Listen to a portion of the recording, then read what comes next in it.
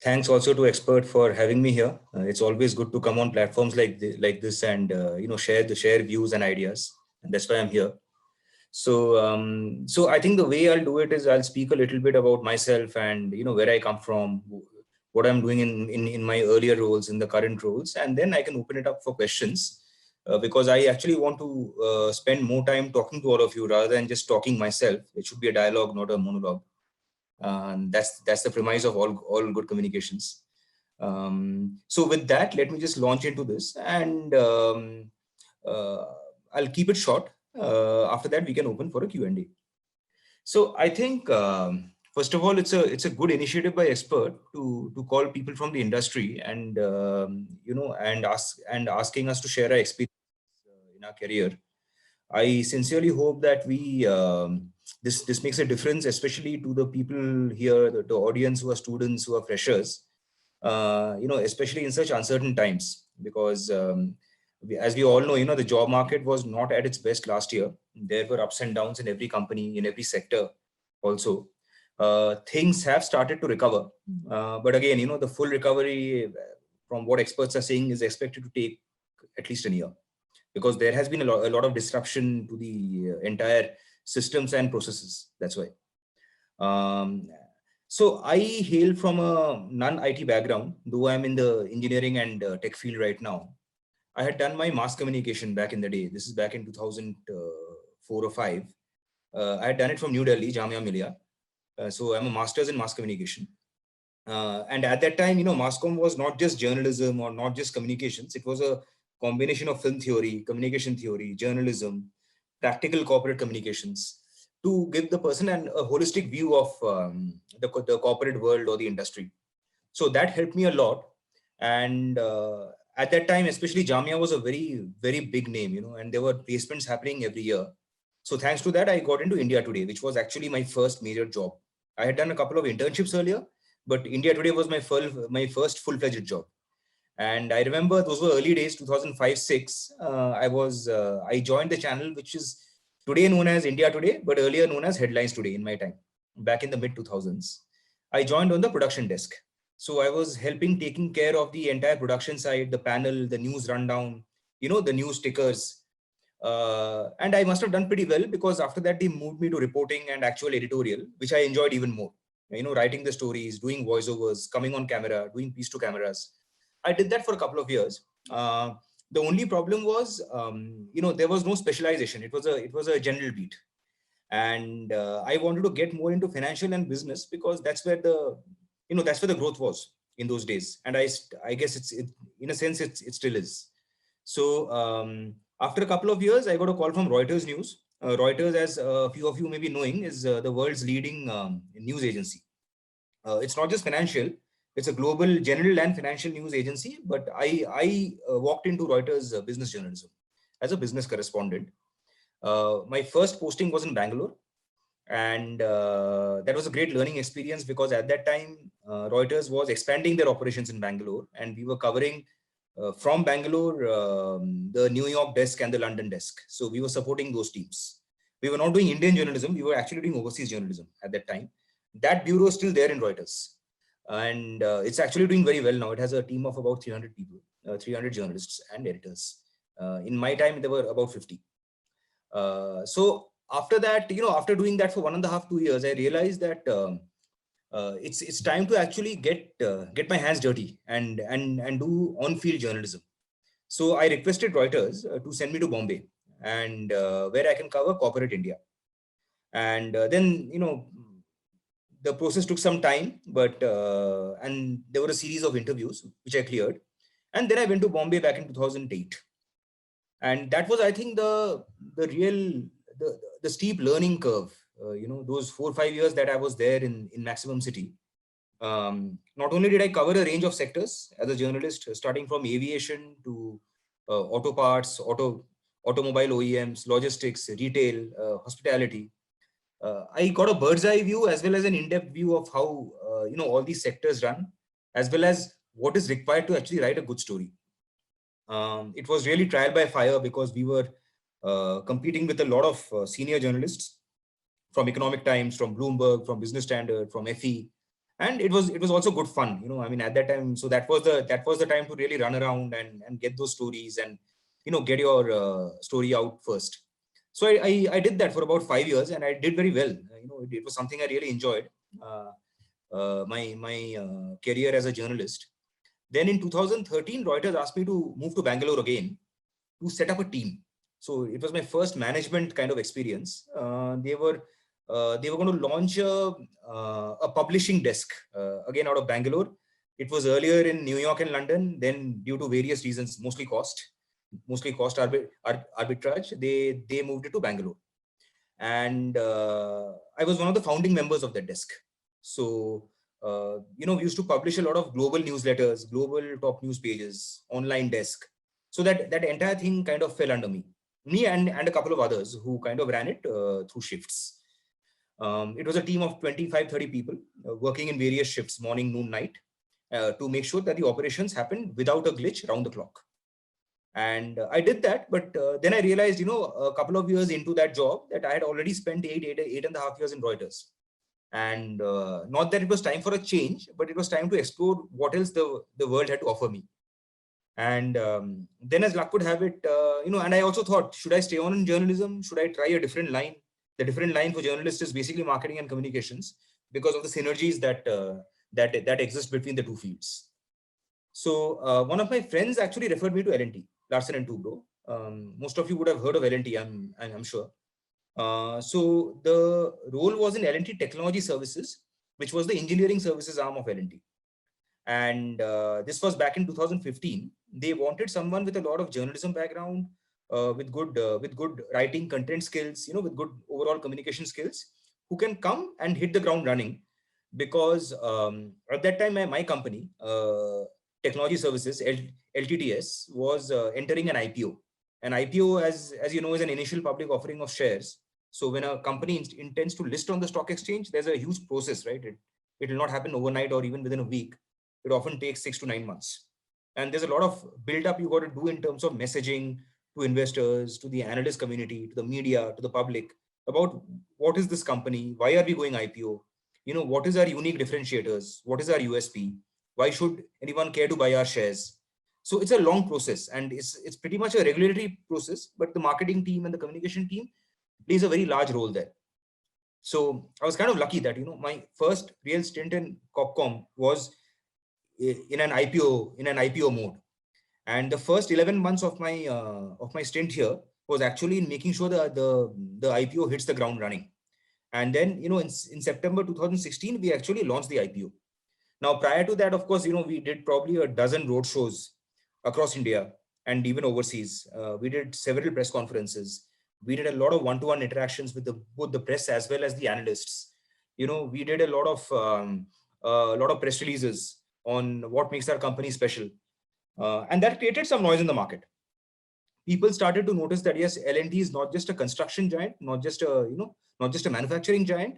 It also has a lot of capabilities on the engineering services, the engineering research and development side, which is what we are in, what my company is in.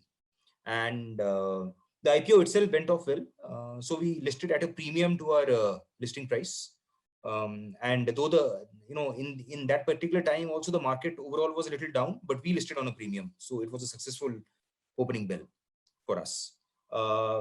And since then, my endeavor in LTTS, has been to further the brand, to make sure that after the IPO is actually when the real job starts, of a PR, of the entire communications machine.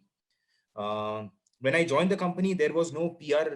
There was no PR practice as such. There were a couple of people in the company who were kind of running end to end, but because of that, probably the company was not getting the marketing attention that it deserved. So I came in. I hired a PR agency to help me. I hired a couple of people in the team to help me. Then we further expanded the team. It was not just communications. There were various other facets of marketing that we expanded into, to make sure that other important stakeholders, like our investors, like the analysts, like the customers, even CSR. So all these were looked into, all these were addressed. And that happened, mainly between 2017, 2018 is when we actually set up that entire marketing communications engine. Today, we are a team of about, the entire team is a team of about 25 people in the marketing team. It's still a small team compared to other companies, but I call it more of a, black cat commando team, because it is a small team, but it gets all the big work done. And so that team has various functions. The overall marketing team, which is headed by the CMO, the Chief Marketing Officer, who himself is based out of the US, because that's where the maximum clientele is for LTTS. I am in Bangalore. I am, as you know, heading corporate communications, PR, and content marketing. Along with me, I have 4 peers, 4 colleagues, who handle the other aspects of marketing that I mentioned. Which include which include analyst relations, industry relations, which include industry marketing, which include technology marketing, and also which include the overall digital and social media, which I'm not looking at personally. There is another person to kind of look at that, because it's a vast field. And I can share the LTTS page. It's one of the most, you'll see, it's one of the most followed pages in the technology and engineering services community in India. We have about, if I'm not mistaken, about 1.4 million followers as of date, which is a huge number, for a tech company. And we cracked that code, so we made sure that the Gen Z looks at our page and follows us. We had a particular strategy in mind. In terms of media coverage, also we are well covered. We are covered prominently by all the major publications, not just in India but also overseas. In India, the L&T brand name definitely helps, but what also helps is our tech expertise, which can yield new stories, because ultimately the media will cover only when you have something new to say. If you have nothing new to say, then there's a problem, because however big you are, where is the headline? So we constantly have to innovate, think of new ideas, think of a new spin, think of a new story to give to the media. And that's how we roll, right? And again, just to give you a small perspective about my company, L&T Technology Services, it's India's leading engineering services company, as in they specialize in ER&D services into digital engineering. It's not per se an IT company, so we don't really do the kind of work that, let's say, Infosys will do or a Wipro will do. They are more on the enterprise IT side. We are more on the R&D, the research, development, and engineering side. Unlike L&T, however, our clientele is mostly overseas. 60% of the customers are Fortune 500 customers based out of the USA. 20% are in Europe, and the rest is in rest of the world, including India. India, as such, is not a very big percentage of that. It's in low single digits. So US and Europe are still where the business is. We are trying to change that, but I don't see that mix changing very soon. And again, in terms of the marketing team structure, as I said, there are 25 people. We have consciously kept it not a very large team. What we do is, in order to grow the team, we hire partners, we hire vendors, we build up our ecosystem. Because honestly, there is only so much you can do alone, right? You need an expert on every side. It can be on the digital side, it can be on the content side, it can be especially on the design and the creative side. So we have allies for each, and we work with them to get our work done, right? And that also helped, because in a slowdown like last year, we don't have to really downsize, because we don't have a large team. And so we continued as we were. Yes, there were some budget cuts, there were some budget restrictions, as was there in every company. But I still think the marketing output that we had was quite super. 2021 promises to be an exciting year for me personally, because there's a lot of stories that I can foresee on the technology aspect, financial recovery, growth recovery, CSR side, right? So CEO profiling. There's a lot of opportunity now, especially if the market's recovering. And because LTTS as a company is clued into all the major markets, right, which have been impacted, Europe, USA, India, Japan, etc. We are also closely following what our customers are saying. And in that sense, we are a step ahead of the curve in terms of our solutions and the services that we roll out. And it's always an opportunity to market it. So yes, it's a very exciting job. And really the only flip side is that how much ever we do is not enough, because the sky is the limit here. And the next 11 months are going to be particularly exciting and challenging. And you'll probably see a few more stories on both L&T and LTTS in the papers, and especially in the online digital media, right?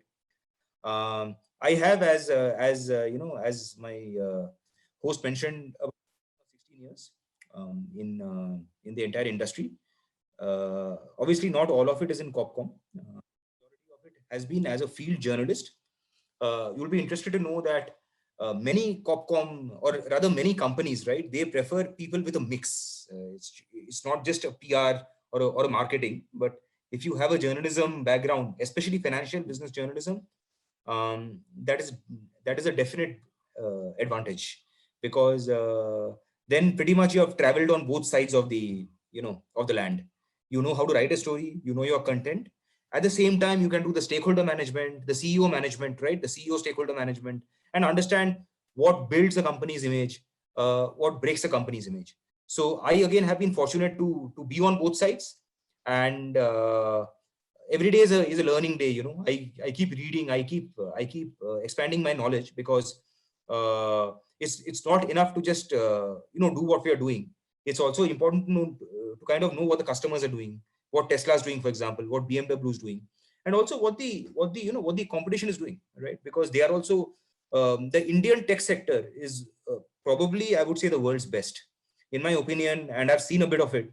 It's almost at par with Silicon Valley.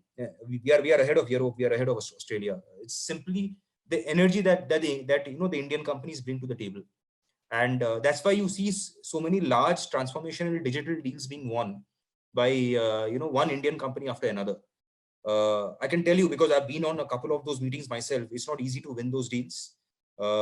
It takes a lot of planning, preparation, and more importantly, communications, right? The persuasive power to convince the client that, hey, we are better than your vendor in the US or your vendor in London. We can do a better job, and we can probably deliver it faster. Our go to market probably will be 10% faster than them. So there is a considerable thought which goes into all these pitches, and that's how we win it. And then, of course, it's the job of our delivery teams in any tech company to take it forward and close the deal. So in a nutshell, that's, I will pause here. I hope that I was able to tell you about myself. I can also speak more on the corporate world, but let me know. I mean, let me ask my host if I should continue or open it up for questions. Yes, sir. Well, you can continue with the questions. Yeah, that's fine. Okay, so then we open it up for questions, right, Prakhar? Yes, sir, we can. Yeah. Otherwise, you can continue with your topic. If anyone has any questions, you can ask, guys. So First, you just can continue with maybe, the topic. maybe I'll just take 1 minute more, just to give you a brief overview of the corporate world. And I'm sure many of you are already working, but some of you would be students or freshers. I don't know the audience mix, but assuming that a few of you are freshers who are looking for jobs or are students, see, the corporate world is a very, I will say, it's a very welcome world. It's not like government. It's there are no restrictions in actually joining it. Uh, I do see nowadays, especially on LinkedIn and Twitter and all that. Yes, there have been people who had lost their jobs in COVID, and that's extremely unfortunate. And they are looking for jobs. Definitely, there is a downturn now. But I'm talking about normal times. Okay, I mean, if you exclude COVID, before that, the sector itself was in a boom. The tech sector, the IT sector, people were being hired, and honestly, at that time, it was not that tough to get a job, even if you're a fresher and if you have basic, coding skills or communication skills, or convincing skills. The three C's, as I call them: coding, communications, and convincing. If you have that, you'll definitely get a foot in the door. The challenge is, what do you do when you join a big corporate, like Microsoft or like Infosys or like L&T Technology? What do you do after that is up to you, because every corporate is different. It's like a new house. It has its own culture. It has its own people. And we keep talking about brand, but ultimately a corporate is about people. It's about human resources. And so it's important to understand the culture of a company, the culture of your team, the culture of your management. They will be different, for every corporate. And this is something probably the MBA or the management schools may not capture, because it's very subjective. So I would say the flexibility and the ability to be adaptable is very important. At the same time, while that's probably, I would say, 40% of the job, 60% is actual learning. Because, gone are the days back in the 90s when a simple C++ coding was enough. It doesn't happen like that nowadays. Uh, Probably because the customer requirements are changing. And it's not just about engineers. Even a guy like me, or somebody in finance, or somebody in HR, will have to know what are the new technologies, right? What is being done now? What is Elon Musk thinking of next? So we need to know all that to actually devise our communication plans, our marketing plans, because at the end of the day, it's all about the money, and you have to know where to invest it. To know where to invest it, you have to be, as I said, ahead of the curve, right? For that, you have to keep your eyes and ears open, talk to people, read a lot, watch your business news. And once you have that, it will be easier for you to make those business decisions. And the thing I'll say before closing is, it's not difficult to kind of rise up the corporate ladder. I've seen LinkedIn articles, or I've seen blogs on how difficult it is, to break that glass ceiling or break the corporate ladder. It's actually possible. It could be more difficult for women than men, but as a rule, I have seen merit gets rewarded here, because the very survival of a corporate is based on your merit. So if you're good, then it makes business sense for the corporate to invest in you, right? So if you're a good writer, or a good content expert, or a good coder, the company themselves will come to you. They see the output and then take you to the next level. They might send you to a business school, they might send you to a design school, right? At their expense, so that you acquire that new skill and then further rise in your career. And that is something. Yes, there was a pause most of 2020, not just for us but across the world. But I would say in India, I see that trend changing. And believe me, the hiring will start soon, as the vaccination drive proceeds, and the COVID has more or less come under control. We have all been impacted one way or the other. We have all seen or lost someone we know. But having said that, things are getting under control, and it's all a matter of sentiment. Once the sentiment improves, spending improves. Once the spending and capex improves, the hiring will also improve. I think I've spoken for about 22 minutes. I will now, Prakhar, I'll pause here, and I will take any questions if you have. Yeah, sure, sir. So thank you, Yeah. sir, for your insights. It was really interested how much of thought goes in understanding the corporate. So guys, we are open for questions now. Anyone have any questions? Please, you can ask too, sir.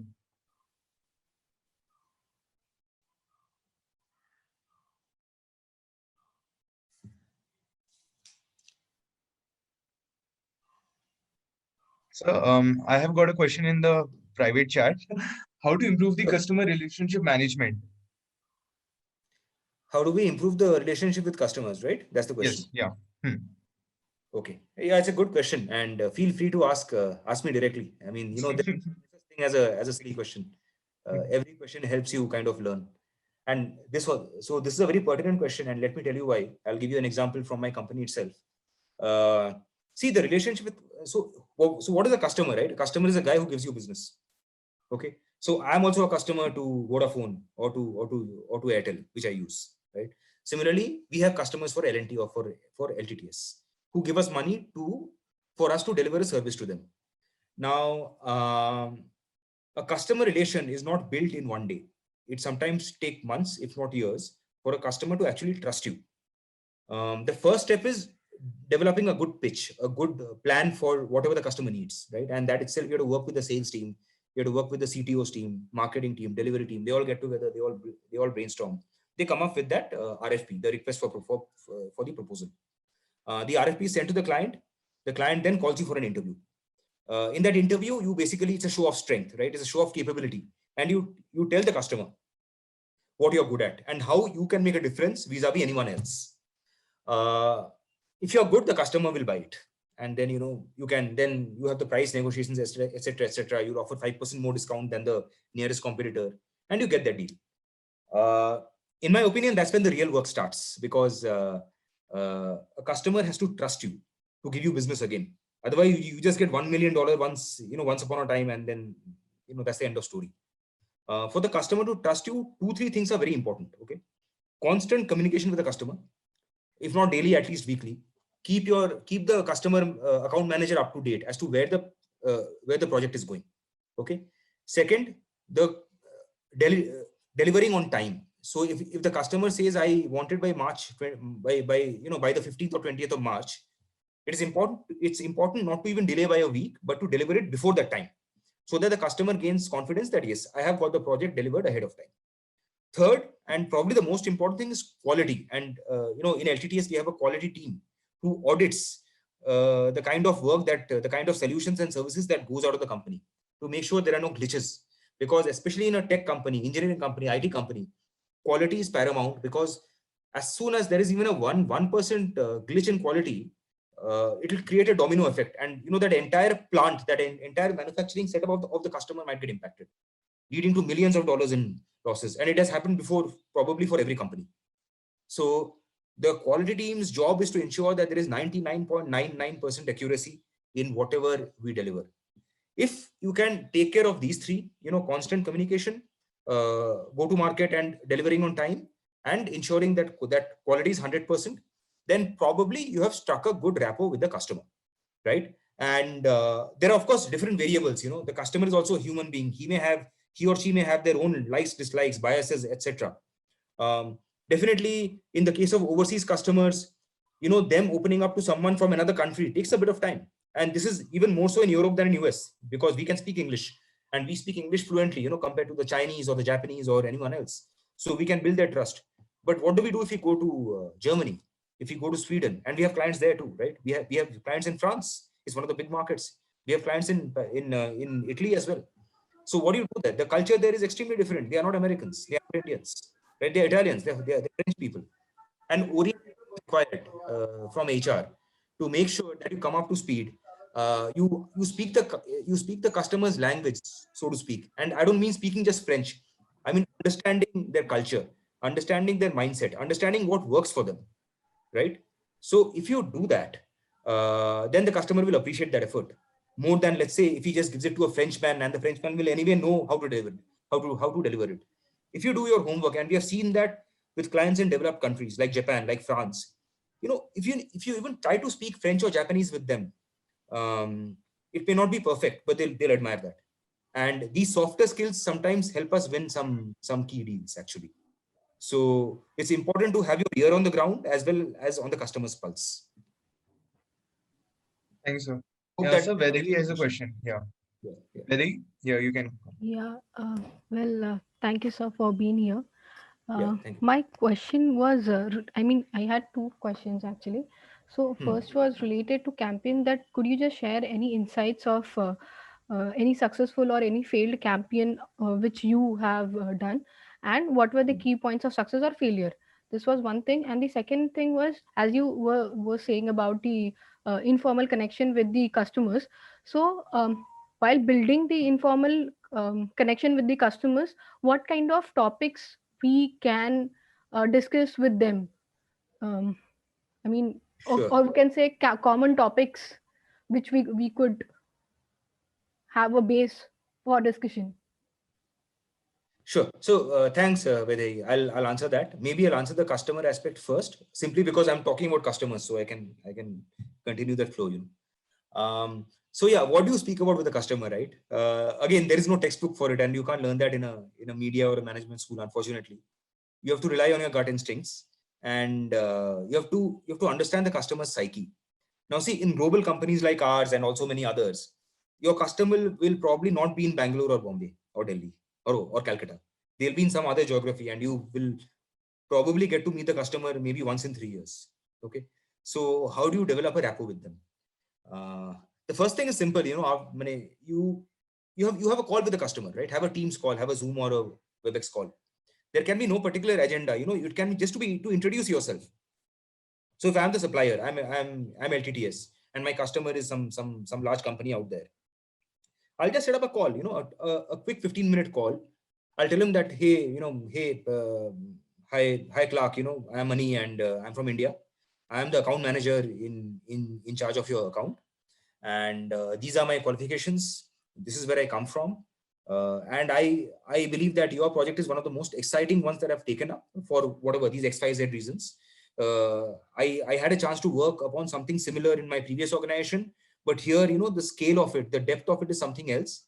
And so I just wanted to pick your brain a little in terms of what thought you have, right? Once your project gets up and running, what do you want to do with that? What's your final end game? If I can understand that, I can work backwards and make sure that you have a high quality solution. So it's a mix of both personal and business, because as I said, the customer is also a human being, right? He's someone who's willing to talk to you as long as you have time for him. The other thing that you should do is, and this is where marketing comes in, invite the customer for your marketing events. If you have a CSR event, right, or if you have an internal event, if you have a Women's Day event, an Engineers Day event, invite the customer. If he has time, ask him to spare half an hour, just like you have asked me, right? Ask them to spare half an hour, come and speak to you. Now, this is something that works more often than not with customers, because they come with a wealth of experience. They don't always have the window to tell because they are so busy, right? And they may not always get called by magazines or media. So if you give them a platform, right, to come and speak there about his experiences, 99% of the time he will do it. He'll be more than happy to come and oblige. So yes, it's a mix of constant communication, being transparent with them, opening up to them, getting to know them, right, their interest, not just in work, but their likes and dislikes, and also giving them a platform, giving them a window of opportunity as and when it's possible. So it's a combination of these various factors. Again, I speak from experience. The success formula can be something else for somebody else, but this is based on my own observations. So I hope that answers your question. Yes, sir. And coming for the second one, if you could elaborate. Yes. You were asking about the campaign, right? The marketing campaign. Yes. Example of a good campaign and a not so good campaign. Yes. Okay, this is a nice one. So let me think. Good campaigns we have done lots. So perhaps I can tell you about one of our international campaigns. So we have a presence in Europe, and we wanted to build our brand in Europe. Not that we are not known there. We are definitely known to our customers, but we wanted to expand it a little, our brand horizons, and make sure we also get noticed by the academic community over there, by the engineers over there. It's not just the clientele. So you may have heard of hackathons, right? That most companies, including us, do. Yes, sir. So you have TCS hackathon. You have our own L&T Technology Services Tech GM. Infosys does something. So why not do a mobile hackathon across Europe? Okay, so it's not just one country. We were talking about 5 different countries: England, France, right? Then you have Germany, you have Netherlands. So it was a crisscross tour across the country. And we are a tech company, right? So we don't do just coding. We have solutions to display to the customer. The solutions can be your nuts and bolts. The solutions can be digital. We hired a bus and we went on a bus tour hackathon. Okay, so that bus captured most of our solutions, most of the digital solutions that LTT has produced, around areas like Internet of Things, medical IoT, artificial intelligence, machine learning. All that was kept in the bus. And then we traveled from one stop to another, where we met our customers, where we met the important universities and colleges in that area, where we met important government officials and politicians in that area. Okay, and of course the media. So this was done across 8 different cities in Europe. The campaign, as it sounds, was highly complicated because one is it was a technologically intensive campaign. Okay, this was not a soft campaign about a marketing proposition. This was a campaign to showcase our digital engineering prowess. And to showcase it to some of the best clients in the world, some of the best colleges in the world in Europe. So we did a lot of brand build up for that. We coined a particular name for the campaign, and then after that we rolled it out to the press. We rolled it out to our analyst community, to the clientele, and the real event was just 4 days. And that was an entirely physical event. This was before COVID. This was in 2019, where the bus went from one stop to another. We did a lot of press around it, German press, British press, press in terms of articles and in channels, in blogs, in online social media, right? We also did a lot of push in it on our LinkedIn campaigns, on our LinkedIn handles, Twitter, Instagram. And that's how we kind of spread the word. And how do you measure the success of a campaign? The success of a campaign is measured mainly through the response that you get, which is basically your lead generation. That's your main ROI. And I think we got a healthy lead generation, as well as a lot of output in terms of content, be it media coverage, be it analyst coverage, be it the universities and colleges talking about us. And also LTT is being known as an employer there who can hire some outstanding talent. The entire thing actually culminated in a hackathon, and that's where the hackathon bit came. That happened in Munich, in Germany. where we gave away the top 3 prizes. I think the top spot went to an engineering team who devised a smart transport system, right? So basically a traffic signal with sensors, which can kind of do away with the physical presence of a constable, and also avoid accidents and avoid any untoward events. There were also a couple of other winners in the manufacturing and the medical categories. So that was an example of a successful campaign. Now, to tell you, for every successful campaign, every company will have campaigns which are not so successful. The idea is that, when you see that a campaign is not really gaining traction, just kill it. It's okay. If you spend some money, it's fine. It's a learning experience, but don't spend any more. You can kill it. You can apply that learning somewhere else. And we've done that time and again. We've had campaigns even on social media. We have had campaigns. I've had PR campaigns which have not worked, and others which have worked beautifully. So that depends. And the ones which have not worked, we have not bothered with that pitch again. We changed our pitch, went to some other paper, went to some other online media, and it worked over there. So it's a constant trial and error. It's a constant push to get the message out in the right channels. Thank you, sir. Thank you for your answer. That was great. But just out of curiosity, I just wanted to ask that the van you were mentioning, I mean, it was a transparent van, which I guess it was Xiaomi. So we did a lot of branding around it. I think the color was red, and then we had a company brand colors on it, the company name, the company logo, our tagline, which is engineering the change. So we had all of that around it. And the beauty was that, and of course, we had a lot of subject matter experts who came as part of the journey, who were able to articulate properly, what all capabilities we were bringing in that van and beyond the van. See, the thing is, we have a lot of labs in India. We do have some labs in US and Europe as well, a lot of centers of excellence, but it's not possible to show them from location to location. Hence, we thought of a mobile concept, and that worked. But given the amount of hard work and the time it takes, one has to be absolutely ready for it. Anyone, you or any other company, has to be absolutely ready for it to undertake it. There is also some investment involved, obviously. Yes, sir. Yes, sir. Definitely. I mean, I was thinking about that only, about the investment, and also, like, how do you guys plan upon what amount of investment should be spared for this kind of campaigns? Or so we have every company has a marketing budget, which is allotted, in conjunction, which is decided in conjunction with the CMO, the chief financial officer, the CEO, etc. Then out of the budget comes a marketing plan. And so all the costs are decided in advance along with the end objectives. So what do I want to achieve? Now, in our case, because we are not a B2C company, we are a B2B, a business to business company. Our objectives are a little different from, let's say, a Hindustan Unilever, who pretty much wants to, or an ITC, who simply wants to sell more soaps or more cigarettes. For us, that's not the case. For us, it is, how do I get my service or solution noticed among my clientele, number one. And secondly, how do I get the right kind of talent, not all talent, okay, mind you, the right kind of talent to notice me, so that they apply to me instead of, let's say, some other competitor.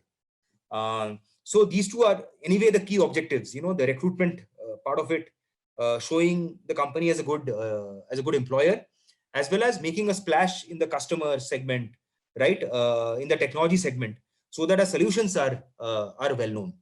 And that again was the objective of this campaign as well. Now, when the objective is so solid, the budget is always there, especially in a good year like 2019, when every company was doing well. thank you so much, sir. Thank you so much for addressing that. Sure. Thank you. Okay, sir. There's one more question in the chat box from Rahul. Is employee branding, C-suite branding, part of your work in corporate communications? For example, developing a personal brand for the CEO through curated social media presence. Yes. Good question again. Very, very, very, very relevant for me personally, because that is, I would say, at least 30% of my job, working with my CEO and the other management. Because really, at the end of the day, the Corpcom is a kind of a window or a link between the management and the outside world. And that's why the job is so critical. And that's why the right person has to be in the right place, for Corpcom. And yes, in terms of CEO, or I would say CXO branding, right? That's an extremely important aspect of Corpcom. it involves a lot of things. One is the management themselves have to be oriented towards what is required. So we hold all companies, in fact, they hold a CXO orientation exercise where the agencies come along with the Corpcom head and talk to them about what the market is thinking, what the newspapers cover, what the newspapers want, what the channels want, and how we are expected to actually address many of our key points. What do we do if there's a crisis, right? So things like this are all addressed over there. That is as far as the media orientation is concerned. The CEO is also a thought leader. Any CXO, CFO, CHRO, whatever. So they are all thought leaders. They are all experts in their own field. They come with a wealth of experience. So they have a lot to tell the world. Now it is up to the Corpcom and the marketing team to get the best out of them. So we need to approach them. We need to ask them the right questions. So we run a blog campaign here in LTTS itself, a thought leadership blog campaign, where we pretty much speak to all the department heads as well as the CXOs, get their point of view, develop them into articles, blogs, vlogs, as in video blogs, and also other industry articles, etc. So that their point of view is put forth to the world. That's very important. And coming to the CEO himself, the CEO is any company's main spokesperson. He is the face of the company, right? So it's very important that the Corpcom head works very closely with the CEO in terms of what the message should go out. If he's talking to some channels, if he's talking to some newspapers, some online media, what is it that he should say? And while the CEO will have a wealth of knowledge, spinning that and telling CNBC or telling Business Standard something is a totally different game. That is where we come in, because obviously everything cannot be told to everyone. We can't, for example, mention customer names. We mostly cannot mention our deal value, for the large deal wins, so on and so forth. A lot of stuff we do is proprietary. A lot of stuff we do is confidential. At the same time, the story has to get out. The solution has to be well presented. The culture of the company, the capabilities of the company have to be presented. And so we work closely with the CEO to make sure that that messaging is right and that he delivers the message as per the media expectations. Lastly, a Corpcom's job is also, in a large sense, internal communications, because every company has thousands of employees. Employees have their own mindset. Employees are the biggest asset for companies, actually for any company, right? So CEO or the management rather needs to give regular town halls. It can be physical town halls, or in COVID, a virtual town hall. A CEO has to communicate through internal newsletters. A CEO has to communicate through Facebook Live or Yammer Live, as the case may be, to make sure that he's approachable, and he that even an intern or just a person who has just joined has the chance to ask a CEO a question and get his response. And that's what we have been trying. Of course, the CEO is a busy man in any company. It's not possible to get his time daily, but it should always be our endeavor to get his time at least once a month, twice or thrice a quarter, to make sure that all these communication targets are met and also surpassed. So I hope that answers the question. Yeah. So, any other questions, guys? Anyone else? I see one question from Rahul. Can you read that out, Prakhar? Yes, sir. Yes, sir. Yeah. Should one be active on social media and be aware of online trends to do well in corporate communications? Okay. Another good question. Back in the day in 2005-06 when I started, I don't think we even had Facebook. We had something called as Orkut. LinkedIn was not there. LinkedIn is now the most important platform for all of you. Today, it is a part of your life, right? Twitter. Twitter is so important that it can't be overstated. From Narendra Modi to Donald Trump to Joe Biden, they are all on Twitter. So Twitter and LinkedIn are the two most powerful tools of communication. Instagram is another very powerful tool now, because people think nowadays more in terms of pictures and visuals. Corporates have also realized that. Along with that, YouTube, because we don't have TikTok anymore, but we'll always have YouTube, thanks to Google. So that's another thing that should be tapped.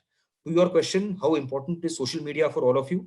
My opinion is social media is critical. It's not just important for all of you to make a name, right? Because it's free. You don't have to pay.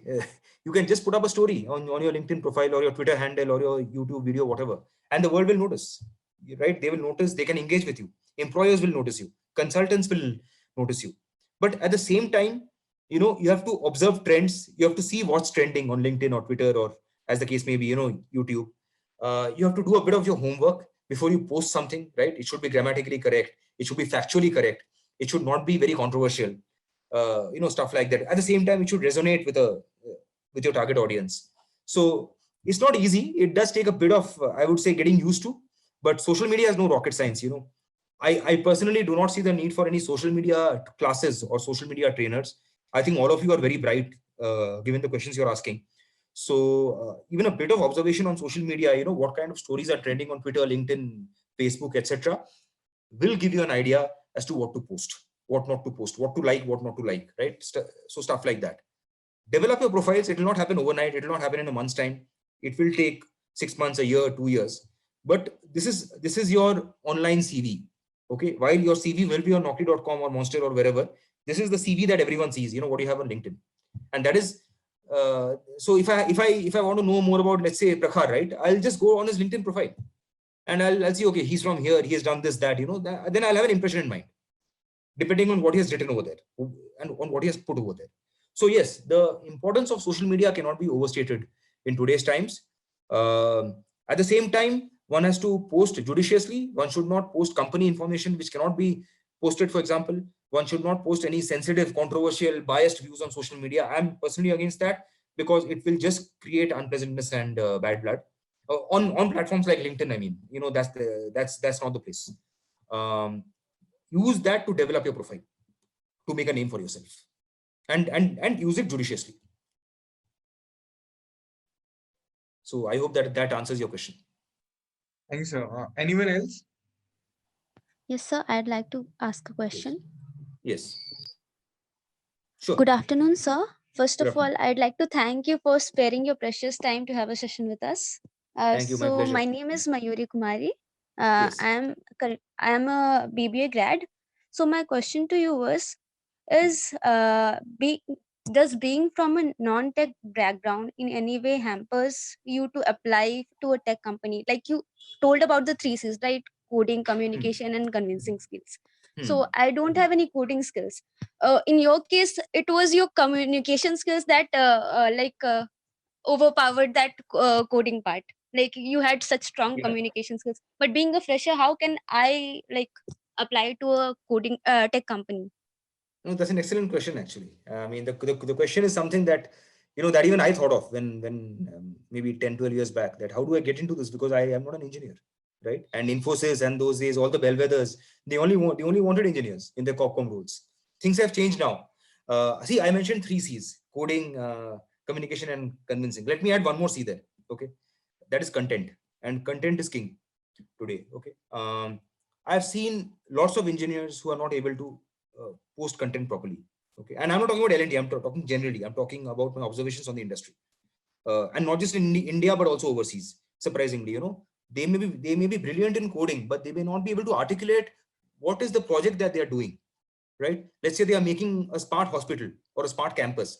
What is that smart campus? Right? What does the smart campus entail? Can you tell me in 2 minutes? Sometimes they'll falter and they'll not be able to articulate, though they are the guys who are the mind behind it. So content and communications are also very important. A lack of experience in a IT or a coding background is not necessarily a minus today, because companies and HR have woken up to the fact that diversity in terms of skills and merit is very important for a company to really grow. Okay, and I am an example because I am not a IT guy, right? I am a mass comm, I'm a communications guy and an ex-journalist. So, but you were like excellent in communications. You had such previous experience. They knew, they had your profile. Like this guy would, of course, take this company to a good level. That's why they hired you. What would they look in me like being a fresher? What can I do to? So Mayuri, I can tell you that I was not always like this. 12, 15 years back, I did not even know what to say. When called for an interview, and you won't believe the way I've been rejected in interviews. It was really a dampener for my spirits back then. I'm talking about 2004-5 times. I thought I'll get it, and then they basically asked me to walk out the door. It's because I didn't know what to answer, and I learned because I tripped and I fell, and then I again got up and I learned. Unless we make some mistakes, we will never learn the power of what is right. And this I can tell you from experience, because the number of times I've been rejected early on is not funny. And I thank every moment that every interviewer had rejected me, because I went back home and I thought, where have I gone wrong? What did I say that kind of ticked them off like this? And then I worked on it and I improved every time. And it's not that I've ended, I'm still doing it. When I talk to my CEO, right? When I talk to a customer, when I talk to Economic Times, I can trip, I can fumble, but I'll make sure that I correct myself and then I move on. In your case, I don't think there is absolutely anything to worry, because you're starting out in your journey. Will you get a job directly in Infosys or Wipro? Honestly, I don't know. You might not. I really hope you do. But there might be failures initially. It happens to everybody. It has certainly happened to me. So I can guarantee that failures initially are a part of life. They are what will help you learn. At the same time, it's important. See, I think there are two things that you need to do. Okay. One is keep reading. Keep reading, the tweets or the post of influencers. Influencers means real influencers. Okay. I don't mean people who go to Bali and post a picture. I mean intellectuals like, economists, technologies. What do they read, right? What do they post? Have an idea of that. That should be enough to kind of give you a sense of, okay, this is what. So for example, what is Elon Musk reading now? We don't know, but if we know, we'll know where that great man's mind is. Similarly, there are lots of influencers whom we can follow and whom we can learn from, even on online media. Second is make a habit of reading every day. And, again, I can't overstate enough the importance of reading, because that is something many of us don't do today because of the 24/7 work culture that we have, right? And then we probably get half a Sunday off, just one Sunday off. And then we have to take our friends out, our families out, whatever. There's no time. You need to spend half an hour, 1 hour, whenever you have time, to read up on something. It can be the latest, what's happening in technology, what's happening in world economics, right? What's happening in the world of finance. All this will add to your horizons, and you will see reading will give you that extra confidence to talk to people who matter, right? People on the interview panel, for example. And you will also come across as more knowledgeable. Finally, I would like to say that practice makes perfect. Definitely, try and make some videos, post them on LinkedIn, post them on YouTube, whatever. It can be a video on anything. You can review a film, you can review a book, right? You can tell someone how to cook a certain dish. It can be anything. I mean, YouTube and all have all kinds of videos. If you come on the camera and if you talk, you might fumble a couple of times, but your self-confidence will also automatically build up, right? And so that's also important in your long journey to make yourself a good communicator. See, at my stage, why did I come here? Why am I talking to you? Because I enjoy communicating, and I'm also learning from you. These questions are some things I haven't thought of for quite a while. And when you asked me this, I remember, I had been through this exact thing 10 years back, right? So it's something you never stop doing, but you also got to reach out and make the effort to make sure that your mind is engaged and that you have a chance to develop your comm skills. It can be, posting something on YouTube, on LinkedIn, doing a whatever, Facebook Live. There's no end to it, because, social media gives you those windows of opportunities now, which we didn't have 20 years back, right? So I hope that kind of answers your question, Mayuri. I don't know if it does, but I just spoke from my experience. Yes, sir. Yes, sir. Yes, sir. Thank you so much for that. Thank you so much for your insights, sir. So I have another questions. What are your insights on MBA, the trend of MBA? Like everyone is trying to pursue MBA to get into the business world. Like in my personal opinion, I might be wrong. I feel like it's pouring money to get a good job at the end, get a placement. Okay. Most of the students are doing that. Like, what's your take on that? So if I may ask, Mayuri, are you an MBA? Are you pursuing an MBA or? I am an MBA aspirant. I might get into college this year. Okay. So and see, I don't know how to convince my parents to not let me do that. I don't know. So- Like, I'm not really sure of doing MBA. I feel like no. I also wanted to ask you about the startup culture. Like, Yeah. people say instead of like pouring this much money into an MBA, go try something and fail, and if that doesn't work, try something else out. Like, it's a huge amount of money you put in an Yes. MBA, right? That's what I'm Yes. asking about. Okay. So look, I think I honestly feel, though I'm not an MBA, I'm a mass comm. I have gone to ISB, and again, company sponsored, and I had done an executive marketing course. But I'm not a full-fledged MBA. Okay, I'm more of the ISB part-time course. But having said that, I understand the importance of MBA in the corporate culture. Somewhere it helps. It may not help you in understanding what is required from your manager, okay? Or it may not help you in getting the promotion right after you join, but it will give you a theoretical knowledge of what corporates require, because an MBA will give you, and this I learned from my ISB classes itself, they will give you case studies from some of the world's best companies, you know, how they did it, how they actually executed their major campaigns, what worked, what did not work. And it's across a variety of sectors and a variety of companies. Your theoretical knowledge will increase, and that's saying a lot, because a lot of the work we do is based on theory and we apply that theory to practice. And that is where MBA comes in. I honestly don't know if an MBA will be 100% practical, but in terms of building your theoretical foundation, and also, yes, also making you a good communicator, I think an MBA even today is invaluable. Regarding the kind of money that an MBA, ISB or whatever, you know, I'll not take names. They are all great institutes by themselves. But yes, the top institutes charge a lot. I'm aware of that. You know, they charge in lakhs. You may have to take a student loan. Now, would you rather take that 5 lakhs and open a startup, you know, whatever, startup shop on something or the other, right? Design house or whatever. You can do that. But see, my advice is, people will not tell you this, but 90% of startups in Bangalore fail. Okay, the 10% you see are really successful. They are all millionaires. Okay, but you don't see the failures behind that, and you don't see the tears behind that man, and the other 90% who are yet to get there. So it's a very tough, it's a very competitive world. And all I can say is that all of you are very bright, and if you have the money or a bank wants to lend it, you can go ahead, but make sure you have a second opinion. Okay, don't jump into it. Make sure you consult someone who you really respect and who has probably been in the startup industry and who can advise you. My money will still be on the MBA. So, like there are alternatives available right now. No, like online MOOCs. Like there are business courses from top universities like Harvard's in the Yes. online courses as Yes. online courses that like do the thing in almost like 10% of the cost. Like Yes.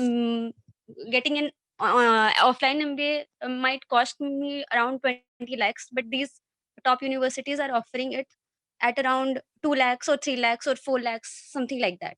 So Yes. there are alternatives available. No, also for communication, I could go join a master class or other things.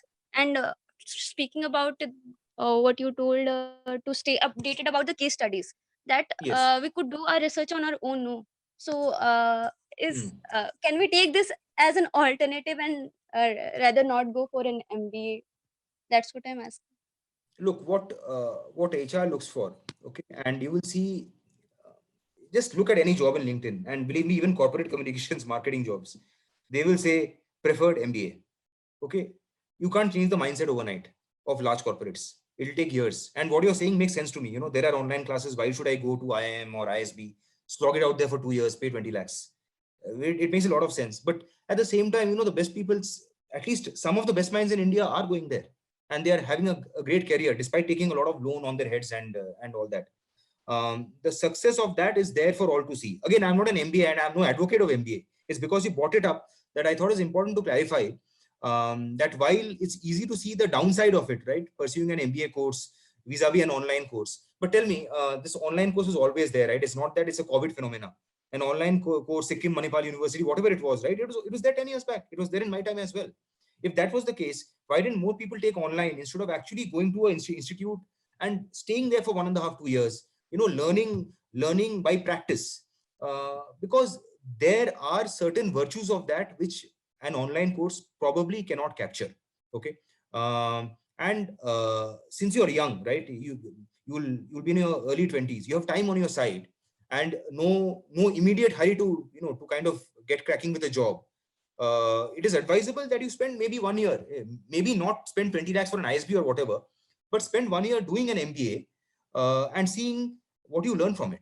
Yes, you can also do an online course if you have already taken up a job. Some people who are more experienced, like if I want to do an MBA, I probably can't go to an IIM or ISB right now and take a 2 years sabbatical. It will not be practical in my case, but I will probably do an online course. And online courses are designed for people like us, you know, who don't have time, who have 1 hour a day and somehow, you know, get it done, whatever we can learn out of it.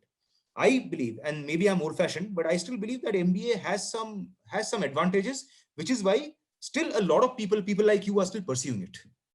That is Thank not you to so say much, that sir. there is nothing you can do apart from MBA. There are things you can do otherwise as well. But MBA also Thank you has, so much, sir. yeah, Yeah, Okay, thank you guys. so much for your insights, sir. yeah. Okay, guys. Any other questions? Okay, sir. We got another question in the chat box. Let me just read out for you.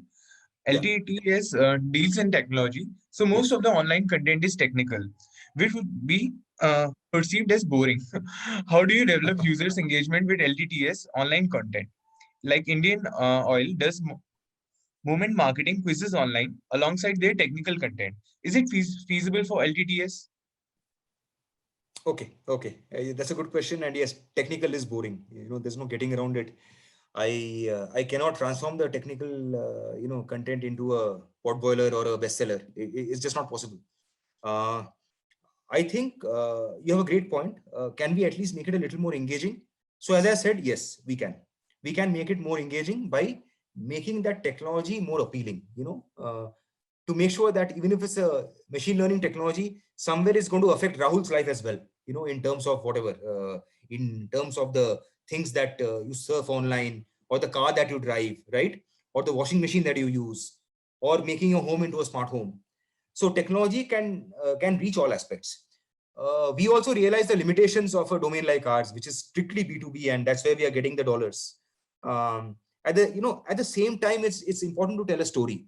That storytelling is something that often gets lost in complex corporates like ours, where there is so many different business verticals and tech verticals that we forget about the story and just want to pitch to the customer. The customer is also people like you. The customer is also the media. The customer is also someone who's just a student who wants to join LTTS. So keeping that in mind, definitely it's a learning point for us. How do we make our technical content more engaging? I think for that we need to explore the power of storytelling, and again, not just through 1,000-word blogs. Can we capture our main solution as an ad, as an advertisement, right? Make it catchy, make it something that can appeal to Gen Z. These require a lot of creativity as well as creative collaborations with agencies and all that. We are doing that. The reason why we have not been able to do it completely successfully is possibly because our eye was on the dollar, right? And we were selling the technical expertise to our clients and to the analysts.